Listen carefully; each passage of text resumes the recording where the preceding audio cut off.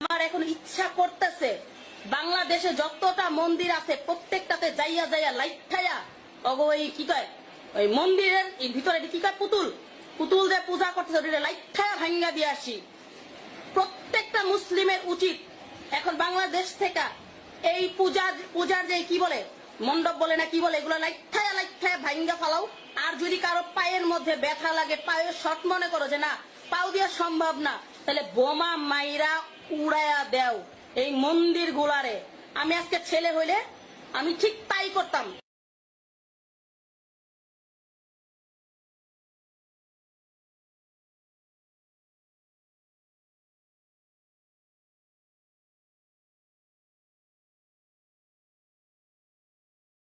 আমি রাজশাহী মহিলা কলেজে পড়াশোনা করি, ইন্টার পরীক্ষা দিব ফাইনাল ইয়ারে।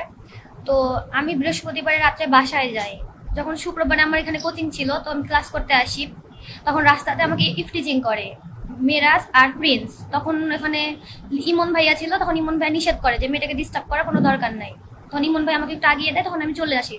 প্রাইভেট পড়ার পরে বাসায় যাই ওই দিন বিকালে। তখন যখন আমার বাবা ওদেরকে বোঝাতে যায় প্ল্যাটফর্মের উপরে, তখন আমার বাবাকে মারধর করে। আমার বাবাকে স্টেপ করে, চাকু দিয়ে, হাতুড়ি দিয়ে মারে। আমাদের পার্লার আছে, ওরা বিভিন্নভাবে আমাদের কাছে চাঁদাও যায়। এটা প্ল্যাটফর্মের ওপরে, হ্যাঁ হ্যাঁ বিশ্ববিদ্যালয় স্টেশনে, হ্যাঁ বিশ্ববিদ্যালয় স্টেশনে প্ল্যাটফর্মের উপরে। এটা আনুমানিক 7টার দিকে, 7টা থেকে 7:30। ঘটনাটা হচ্ছে আমার মেয়েকে মাঝে মধ্যে উত্তপ্ত করে। ইমন হচ্ছে প্রিন্সের বন্ধু। প্রিন্সকে যখন বুঝায় তখন প্রিন্স বলে তুই যদি উল্টাপাল্টা কথা বলিস তোকে শিবির নামে চালিয়ে দেবো। ইমনকে বলে এই কথাটা। তা আমি বললাম দেখো আমি তো মতিয়া থানা কিশোরী ভারপ্রাপ্ত সভাপতি, আমারও তো একটা অনার আছে, সিনিয়র পার্সন, তোমরা এরকম করো কেন? আমি হিন্দু মানুষ, আমার ছেলে নেই, দুটো মেয়ে। তো বলছে প্রতি মাসে যদি টাকা দেশতে বাঁচবি নাহলে বাঁচবি না। কেন টাকা দেবো? দিতে হবে, আর নাহলে তোর মেয়েকে বিয়ে করবো। আমি বললাম যে তুই এটা কোন ধরনের কথা বললি? এই কথা বলার পরে আমি তোর প্ল্যাটফর্মে উঠছি, বললো যে তুই মোমিনকে এর সাথে কথা বলস কেন, ইমনের সাথে কথা বলস কেন? বললেই মনে করেন যে আমাকে মনে হয় চাকু স্টেপ করে। প্রিন্স প্রথম চাকু স্টেপ করে এবং মিরাজ হাতুড়ি দিয়ে এখানে একটা বাড়ি দেয়। তারপর বেনজির ফরাদ আমাকে এভাবে ধরে রাখে। রায়হান নামে একজন আছে, আমার পা ধরে রাখে। আখের নামে একজন আছে, ওই হাতুড়ি দিয়ে আমার মাজা বাড়িতে হাত দিয়ে এতটুকু ছুটে গেছে। তারপরে ফরাদ, আর একজন ফরাদ আছে মামুন ও আমার মানে লাথি ঘুষি মারে। তারপর রবিন, ও লাথি ঘুষি মারে, আমাকে মারে ফেলার উদ্দেশ্য। পরে আমি যখন কুলাইতে না পারে, পরে আমি যখন নিজেকে বাঁচার উদ্দেশ্যে আমি ও হাত দিয়ে যখন ওদের থাপ্পড় মেরেছি, পায়ে পড়ে গেছি, তখন সে মনে করেন যে ওরা অনেক লোকজন জুটে গেছে। তখন ওই মমিন আসে আমাকে বাঁচাইতে। মমিনে কেউ যখন বলে যা নাহলে মেরে ফেলবো, তখন মমিনকে রামদা চার্জ করে তখন মমিন প্ল্যাটফর্মে নিচে নেমে যায়। তখন আমার ওয়াইফের পার্লার বিউটি পার্লার আছে মা বন্দনা শাহ, ওইখান থেকে আমার ওয়াইফ যখন বাঁচাইতে আছে তখন সবাই একটু ক্লান্ত হয়। ওর চেনটা নিয়ে নেয়, আমার কাছে 20,500-300 টাকার মতো ছিল, নিয়ে নেয় এবং আর ব্লাউজ ছিঁড়ে দেয় এবং মার ধরে করে। এই 2-3 মিনিটের মধ্যে এই ঘটনাটা ঘটা ফেলায়। পরে আমি এই অবস্থাতে, আমি রক্তাক্ত অবস্থাতে আমি চন্দিমা থানাতে যাই। আমি জানি যে চন্দিমা থানার ওসি এটার দায়িত্বে। উনি বলে এটা মামলা হবে না, আপনি মতিয়ারে যান, আগে ট্রিটমেন্ট নেন। তখন আমি 8 নম্বর ওয়ার্ডে আমি রাজশাহী মেডিকেলে ভর্তি হই। ভর্তি হওয়ার পরে বলছে যে মামলা 10 দিন পরে করলেও নিবে, আপনি আগে সুস্থ হন। তা আমি বললাম যে আমি তো অসুস্থ, কথা বলতে পারছি না, আমার বমি হচ্ছে, আমাকে আর 2-3 দিন দেখেন। বলছে যে আপনি আরবানি চাকরি না, আরবানি যা ট্রিটমেন্ট নেন। এই বলে আমাকে জোরপূর্বক ডাক্তার সাহেব রিলিজ দেয়, ইচ্ছাকৃতভাবে, এটা পরিকল্পিতভাবে। তখন আমি মতিয়া থানায় মামলা করতে গেলে মতিয়া থানা বলছে যে মামলা এখন হবে না, আগে আমার লোকজন যাবে। এসআই তাজ যায় দেখে বলে যে আপনি জিআরপিতে যান। পরে ওইখানকার ছবিও তুলে নেয় তাজ ভাই। কারণ জিআরপিতে যখন যায়, জিআরপি মামলা নেয় না, বলে আরো আপনি মেডিকেলে থাকেন কেন, মামলা নিতে পারবেন। কেন নিতে পারবেন না? আমি ইনচার্জের সাথে কথা বলবো। বলছে আপনি কারোর সাথে কথা বলতে পারবেন না, আপনার নাম ঠিকানা দেন, এটা আমরা দেখবো। এই বলে আমাদেরকে সরা দেয়। আমার পরিবার সম্পর্কে নোংরা কথাবার্তা বলে, আজে বাজে ফেসবুকে স্ট্যাটাস দিছে। এটা আমরা মানে আইসিটিতে মামলা করার জন্য ইমরান সাহেবের কাছে গেছি, উনি নোট করছে মামলা নেবেন না, বলছে সাইবার ক্রাইমে মামলা দেরি হবে। আমার পরিবার যদি খারাপ হয় আপনারা বিচার করেন, আমি মেনে নিব। আমি জননেত্রী শেখ হাসিনা এবং খারিজ লিটন ভাইয়ের কাছে বিচার চাই। আমি সংখ্যালঘু, আমাদের উপর যে প্রেশার ক্রিয়েট করছে, হয় আমাদের মরে যেতে হবে, নাহলে আত্মহত্যা করতে হবে, নাহলে আমাদের ইন্ডিয়া পাল্লা চলে যেতে হবে, এছাড়া আমাদের উপায় নেই। কারণ কেউ আমাদের সহযোগিতা করার জন্য আসে নাই, শুধু কৃষক লীগের সভাপতি সেলিম ভাই আসছে এবং শাকির হোসেন বাবু আসছে। বাবু ভাই বলছে মামলা করে দাও, ওনারাও যে পদক্ষেপ নেবে ওনারাও ওইভাবে এগেচ্ছে না। আমি বুঝতে পারছি না আসলে ঘটনাটা কি দাঁড়াইছে। আমরা বিচার চাচ্ছি, সুষ্ঠু সমাধান চাচ্ছি এবং সুষ্ঠু বিচার চাচ্ছি। আইনের আওতায় যেটা বিচার হয়, আমার মেয়ে পরিবার যেন হুমকি দামকি না দেয়। পড়াশোনায় ডিস্টার্ব হচ্ছে, আমার ওয়াই পার্লার খুলতে পারছে না, স্টেশনে যেতে পারছে না, ওরা সবসময় প্ল্যাটফর্মের উপর বসে থাকে। মিরাজ, প্রিন্স। হিন্দু সম্প্রদায়ের সবচেয়ে বড় ধর্মীয় উৎসব শারদীয় উৎসবকে কেন্দ্র করে গতকাল রোববার বাংলাদেশের স্বরাষ্ট্রমন্ত্রী আসাদুজ্জামান খান কামাল এক সংবাদ সম্মেলনে বেশ কিছু দিক নির্দেশনা দিয়েছেন। সহজ কথায় তিনি বলে দিয়েছেন হিন্দু সম্প্রদায়ের মানুষেরা এই দুর্গা উৎসবে কি করতে পারবেন আর কি করতে পারবেন না। তিনি খুব জোর দিয়ে বলেছেন যে হিন্দু সম্প্রদায়ের মানুষ মুসলমানদের নামাজ চলাকালীন সময় কোনো ধরনের বাদ্যযন্ত্র বাজাতে পারবেন না, বাজাতে পারলেও একদম সীমিত আকারে বাজাতে হবে। তিনি বোঝাতে চেয়েছেন ঢোল স্বাভাবিকভাবে না বাজিয়ে টুং টুং টুং টুং টুং করে বাজাতে হবে, হারমোনিয়াম স্বাভাবিকভাবে না বাজিয়ে আস্তে আস্তে চুপকে করে বাজাতে হবে। কেন তিনি এই কথাটি বলেছেন তার মুখ থেকে প্রথমে শুনে নিই তিনি আসলে কি বলেছেন। এবং আজান নামাজের সময় মসজিদের পার্শ্ববর্তী পূজা মণ্ডপগুলিতে পূজা চলাকালে এবং বিসর্জনকালে শব্দযন্ত্রের ব্যবহার সীমিত রাখার জন্য অনুরোধ করা হয়েছে। তিনি আরও বলেছেন পূজা মণ্ডপের সংখ্যা অনেক বেশি বেড়ে গেছে, এটা ঠিক নয়। পূজা মণ্ডপ আসলে অনেক কমানো উচিত, কারণ বেশি পূজা মণ্ডপ হলে এটির নিরাপত্তা নাকি সরকার দিতে পারবে না। এই বছরের সংখ্যাটা হয়েছে 32,168টি পূজা মণ্ডপ। আমি তাদেরকে অনুরোধ করছি যে এটা যেন আরো বৃদ্ধি না পায়, পারলে যদি কমে তাহলে আমাদের জন্য সুবিধা। তিনি আরও বলেছেন মন্দিরের পকেটের পয়সা খরচা করে ক্লোজ সার্কিট ক্যামেরা বসাতে হবে, কারণ তথাকথিত দুষ্কৃতিকারীরা হামলা চালাতে পারে। তিনি আরও নিশ্চিত করেছেন নিরাপত্তা খুব বেশি জোরদার করা হবে। প্রায় প্রতিটি মন্দিরেই কম করে হলেও আনসার বাহিনী থাকবে এবং মন্দির কর্তৃক যে ভলান্টিয়ার থাকবেন স্বেচ্ছাসেবী তারাও এই নিরাপত্তার দায়িত্বে থাকবেন। বড় বড় পূজা মণ্ডপ সমূহে আমি আগেই বলেছি আমাদের নিরাপত্তা বাহিনী টহলে থাকবে। সবকিছু ঠিকঠাক, এবার একটু আমরা ভেবে দেখি তিনি যা বলেছেন তা একটি গণতান্ত্রিক রাষ্ট্রের জন্য ঠিক কথা বলেছেন কিনা। যেখানে মসজিদ বানানো হয় এবং মসজিদ একটা দুটো না শত শত মসজিদ বানানো হয়, ধর্ম মন্ত্রণালয় সেখানে তারা একটা নির্দিষ্ট বাজেট দেয়। প্রতি বছর ধর্ম মন্ত্রণালয়কে কত কোটি টাকা কত শত কোটি টাকা বরাদ্দ করা হয় তা আমরা জানি। ক্লোজ সার্কিট ক্যামেরার দাম খুব কম, তিনিও সেটা সংবাদ মাধ্যমে বলেছেন। কিন্তু কেন রাষ্ট্র এই ব্যবস্থাটি করতে পারবে না? এটি কি হিন্দুদের দায় নাকি রাষ্ট্র কর্তৃক একটি যে ঠান্ডা মাথায় তথাকথিত দুষ্কৃতিকারীদের মন্দিরে হামলায় উদ্বুদ্ধ করছে বা নীরব থেকে তাদের সমর্থন দিচ্ছে, সেই দায়টা কার উপরে বর্তাবে? ক্লোজ সার্কিট ক্যামেরা কাদের বসানোর কথা? তারপরে ধরুন এই যে আনসার বাহিনীর কথা বলা হয়েছে এবং তিনি বলেছেন যে বড় বড় মন্দিরগুলোকে সবচেয়ে বেশি প্রায়োরিটি দেওয়া হবে। তাহলে ছোট মন্দিরগুলো কি দোষ করেছে? ছোট মন্দিরে কি পূজা হয় না? এরপরে সবচেয়ে বড় যে আপত্তির জায়গাটি, আজান চলাকালীন সময় নামাজ চলাকালীন সময় হিন্দুদের ধর্মীয় উৎসব এক প্রকারে বন্ধ রাখতে হবে। কেন? বাংলাদেশে হিন্দু সম্প্রদায় কম বলেই কি তাদেরকে এভাবে চুপ থাকতে বলা হচ্ছে? আমরা যদি ভারতের দিকে তাকাই, ভারতের সবচেয়ে বড়ভাবে উদযাপিত হয় এই পূজা উৎসবটি, সেটি হচ্ছে ওয়েস্ট বেঙ্গলে অর্থাৎ পশ্চিমবাংলায়।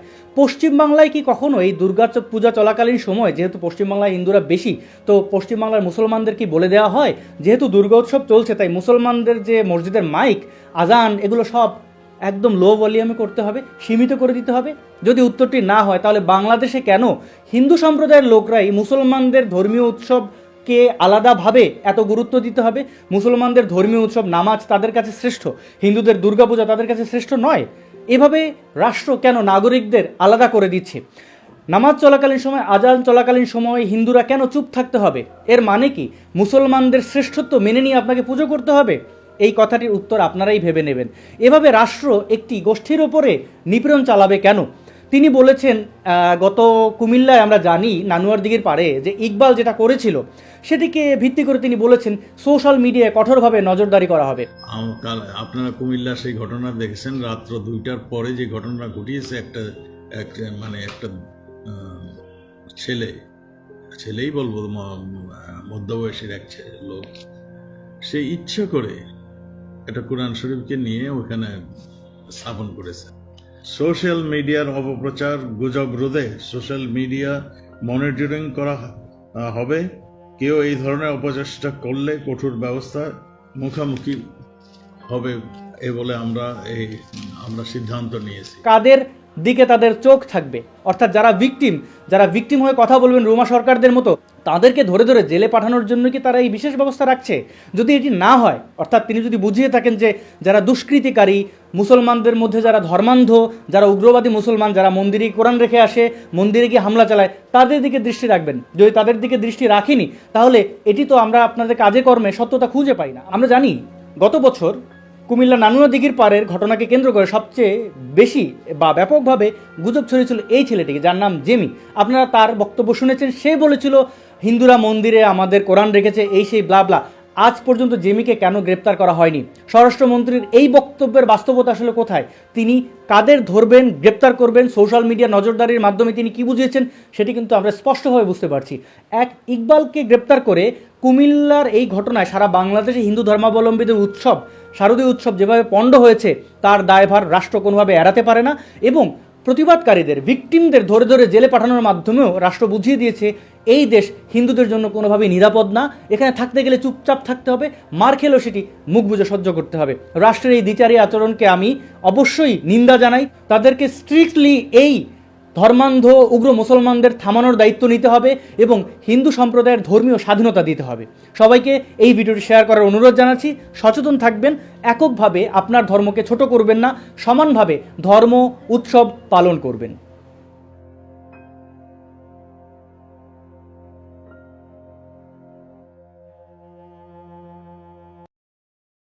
को कबूल करवाया जाता है।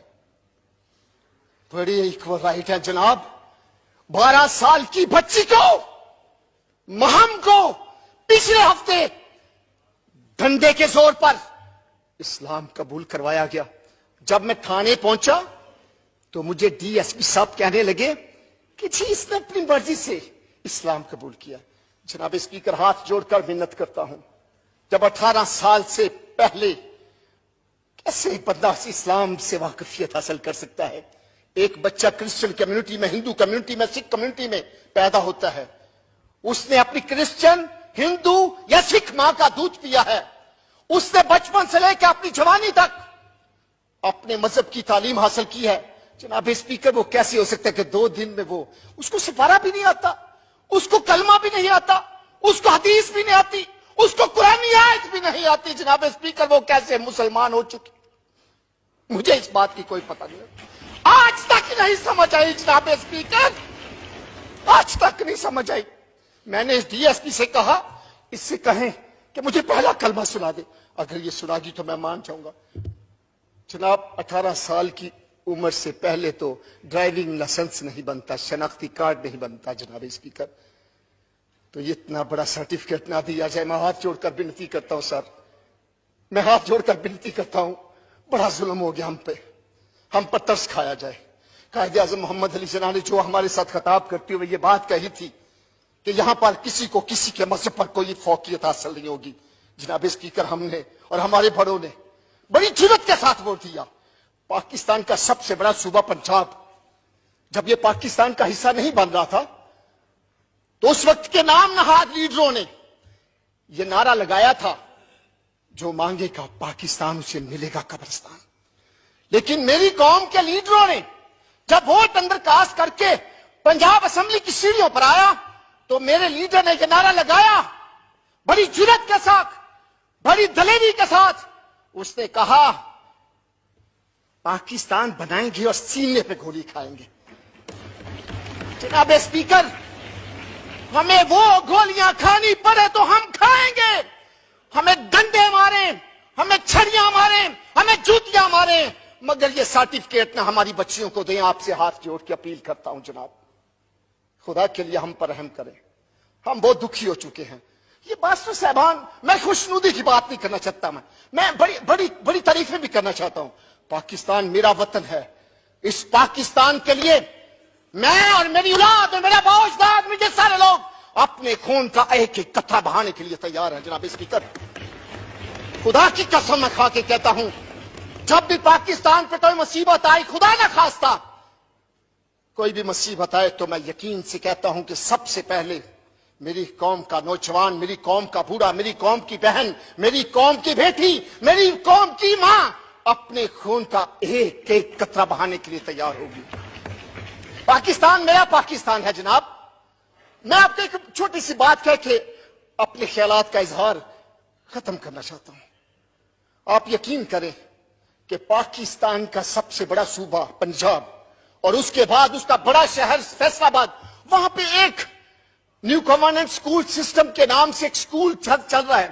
वहां पे 1800 बच्चे तालीम हासिल कर रहे हैं और वो बच्चे हैं जिनके माँ बाप तालीम के लिए ना तो बस्ता दे सकते हैं, ना किताब दे सकते हैं, ना कोई बुक्स दे सकते हैं, ना कोई यूनिफॉर्म दे सकते हैं, शूज नहीं दे सकते, मोजे नहीं दे सकते, फीस नहीं दे सकते। उनको तालीम दी जाती है। वहां पे कोई ऐसी बात नहीं है कि यहां पे सिर्फ क्रिश्चियन बच्चे तालीम हासिल करेंगे। नहीं जनाब स्पीकर, वहां पे मुसलमान बच्चे भी तालीम हासिल कर रहे हैं, वहां पे क्रिश्चियन बच्चे भी तालीम हासिल कर रहे हैं। मैं आपसे ये कहता हूं, हाथ जोड़कर बात करता हूं, मैं खत्म करने वाला हूं। मैं यकीन करें जनाब स्पीकर, मैं उस स्कूल में गया, 15 बच्चे बदबू से खत्म हो चुके हैं, क्योंकि नाम नहाद रियासत मदीना का नाम लेने वाले वो लोग जिन्होंने 3.5 साल सर हुकूमत की, उन्होंने एक वहां पे स्कूल के साथ गंदे कुओं का इजरा कर दिया है।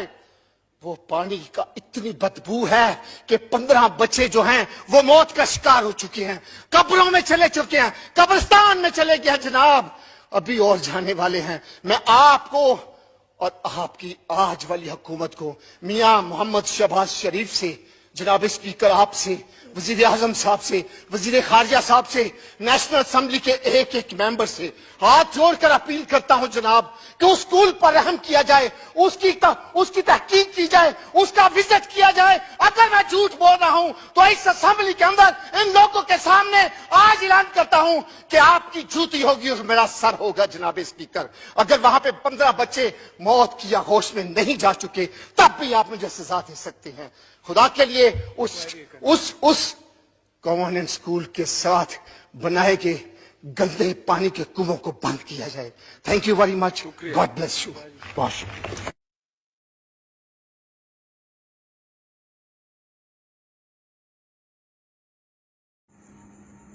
বাংলাদেশে হিন্দু, বৌদ্ধ, খ্রিস্টান সহ ধর্মীয় সংখ্যালঘু সম্প্রদায়ের মানুষ যারা আছেন তাদের উপর নির্যাতনের খড়গ নেমে এসেছে মূলত ৭৫ 15 আগস্ট জাতির জনক বঙ্গবন্ধু শেখ মুজিবুর রহমান হত্যার মধ্য দিয়ে। তারপর সেই যে নির্যাতন, হত্যা, ধর্ষণ, গুম, খুন শুরু হয়েছে তার এখনও পর্যন্ত চলমান রয়েছে। বর্তমানে বঙ্গবন্ধু কন্যা শেখ হাসিনা নেতৃত্বে আওয়ামী লীগ সরকার টানা 3বার ক্ষমতায় রয়েছেন, কিন্তু এই সময়কালেও দেশের বিভিন্ন স্থানে হিন্দু সম্প্রদায়ের উপর হামলা হচ্ছে, ধর্ষণের ঘটনা ঘটছে, ধর্ম অনুভূতির আওয়াজ তুলে যে কারাগারে পাঠানো হচ্ছে, চাকরিচ্যুত করা হচ্ছে, শিক্ষকের গলায় জুতার মালা, শিক্ষিকাকে চাকরি থেকে বরখাস্ত, সব বিভিন্ন ধরনের ঘটনা প্রতিনিয়ত ঘটছে। এসব ঘটনার প্রতিবাদে একজন মুসলিম সম্প্রদায়ের ছেলে হয়েও আসাদ নূর প্রতিনিয়ত ভিডিও বানিয়ে প্রমাণসহ সোশ্যাল মিডিয়ায় তুলে ধরছেন, প্রতিবাদ জানাচ্ছেন। সম্প্রতি দেখলাম যে ইসলামী রাষ্ট্র পাকিস্তানে সংসদে একজন হিন্দু সাংসদ ধর্মীয় সংখ্যালঘু সম্প্রদায়ের উপর নির্যাতনের জ্বালাময়ী বক্তব্য দিয়ে ভাইরাল হয়েছেন। তিনি যখন বক্তব্য দিচ্ছিলেন তখন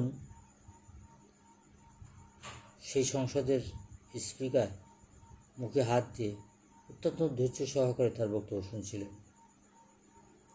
কিন্তু দুর্ভাগ্যজনক হলেও সত্য, বাংলাদেশের জাতীয় সংসদে 18 জন এমপি রয়েছেন, যাদের অনেকেই মন্ত্রী হয়েছেন, কিন্তু এইসব হিন্দু নির্যাতন নিয়ে বা সংখ্যালঘু সম্প্রদায়ের নির্যাতন নিয়ে তারা সংসদে কখনো আলোচনা করেন না, প্রতিকারের উদ্যোগ নেন না, এবং মাননীয় প্রধানমন্ত্রীকেও বলতে দেখা যায় না যে এই বিষয়গুলো ব্যাপারে দ্রুত পদক্ষেপ নিতে। সম্প্রতি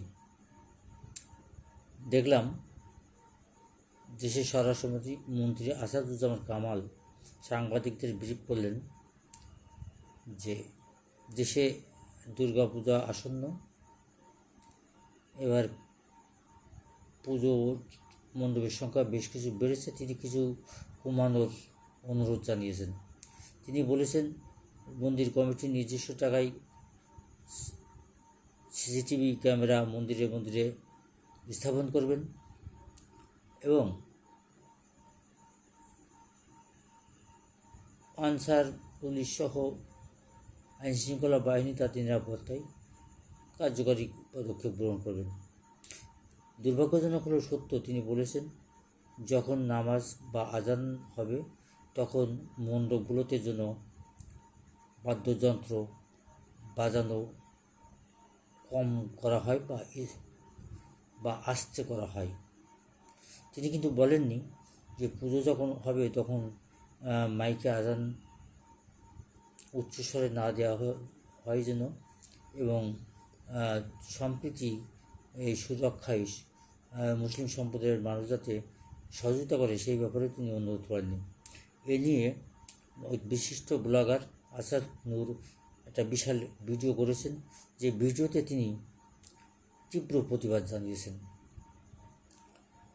এদিকে বাংলাদেশে ধর্মীয় সংখ্যালঘু সম্প্রদায়ের সুরক্ষায় পূজা উদযাপন পরিষদ, হিন্দু বৌদ্ধ খ্রিস্টান ঐক্য পরিষদ, যা হিন্দু মহাজোট সহ বেশ কিছু সংগঠন রয়েছে, তারাও এসব বিষয় নিয়ে খুব বেশি প্রতিবাদ জানাচ্ছেন না, দৃশ্যমান নেই। শুধুমাত্র দেখা যায় যে হিন্দু মহাজোটের একমাত্র গোবিন্দ প্রামাণিক তিনি প্রতিনিয়ত প্রতিবাদ জানাচ্ছেন, কিন্তু তার একক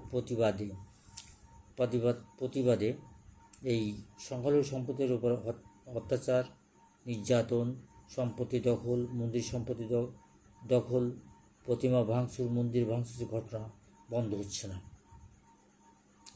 কিন্তু সংসদে যখন আলোচনা হয় তখন শোনা যায়, বা বিভিন্ন মন্ত্রী এমপি যখন সাংবাদিকদের সাথে কথা বলেন তখন তারা খুব উচ্চস্বরে বলেন যে বাংলাদেশ সাম্প্রদায়িক সম্প্রীতির দেশ, এদেশের সব সম্প্রদায়ের মানুষ নির্বিঘ্নে সম অধিকার নিয়ে বসবাস করছেন। তাদের এই বক্তব্য শুনে লজ্জা লাগে। দুঃখজনক হলেও সত্য যে বাংলাদেশ জাতীয় সংসদে 18 জনের উপরে যে ধর্মীয় সংখ্যালঘু সম্প্রদায়ের এমপি আছেন, সাংসদ আছেন, তারা সংসদে এ নিয়ে আলোচনা করেন না এবং প্রধানমন্ত্রীকেও বলেন না এ প্রতিকারে কোনো উদ্যোগ নিতে। উপরন্তু দেখা যায় তারা সস্ত্রীক বিদেশ সফরে বেশি পছন্দ করেন। এদিকে তারা এবং তাদের যোগ্য উত্তরসূরি সন্তানরা, আত্মীয়স্বজনরা অবৈধ পন্থায় কোটি কোটি টাকার সম্পদের পাহাড় গড়ে তুলেছেন এবং তুলছেন বলে অভিযোগ পাওয়া যাচ্ছে। এই অবস্থায় অনেক ধর্মীয় সংখ্যালঘু সম্প্রদায়ের অনেকেই ভারতে পাড়ি দিচ্ছেন, কেউ আবার এক জেলা ছেড়ে অন্য জেলায় নিরাপদে বসবাস করার চেষ্টা করছেন। এই অবস্থা থেকে যদি উত্তরণে সরকার উদ্যোগী না হয় তাহলে হয়তো খুব অদূর ভবিষ্যতেই বাংলাদেশ যে লক্ষ্য নিয়ে স্বাধীন হয়েছিল, মুক্তিযুদ্ধে যে চেতনা ছিল, ধর্মনিরপেক্ষতা, বাঙালি জাতীয়তাবাদ, সমাজতন্ত্র, গণতন্ত্র, এই যে 4 মূলনীতি এ ভুলণ্ডিত হবে এবং বাংলাদেশ হয়তো রূপ নেবে পাকিস্তান কিংবা আফগানিস্তানের মতো একটি মৌলবাদী সাম্প্রতিক রাষ্ট্রে। এই অবস্থা থেকে এখনই দেশের সকল অসাম্প্রদায়িক চেতনার মানুষের যেমন রুখে দাঁড়ানো দরকার, তেমনি সরকারকেও আন্তরিকভাবে এই পরিস্থিতির মোকাবেলা করা উচিত বলে মনে করছেন সচেতন মহল।